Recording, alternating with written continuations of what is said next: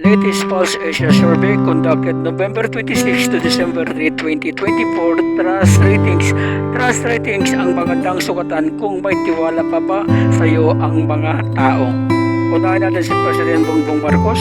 Trust ratings ni President Bongbong Marcos. September 2024, nakakuha siya ng 50% ratings. At November 2024, 50%. So stable lang yung ratings niya. Hindi nagbago yung numero. Source, Pulse Asia. Tinorbe ito November 26 to December 3. Tayo mag-focus sa trust ratings. Huwag na tayo kung yung approval. At ang sunod natin ay si BP Sara, trust ratings.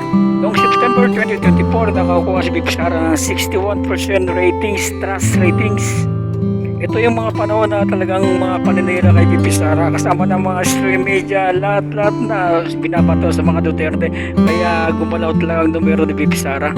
From 61% noong September, ngayon November, ang laki ng binagsak. November 2024, nakakuha si BP Sara ng 49%, so mataas pa rin siya. Ito yung trust rating. So ito yung mga panahon din grabe yung mga bato sa mga Duterte. Kaya gumalaw talaga ang numero ng BP Sara doon sa trust ratings, yung tiwala ng tao sa kanya. Pero mataas pa rin yan si 49%. Ang source mula sa Pulse Asia, the Senate President Chis Escudero.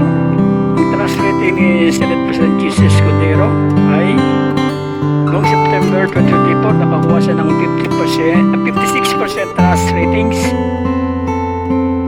Noong November 2024, bumaba si Senator Chis Escudero, 51% trust ratings ang nakuha niya.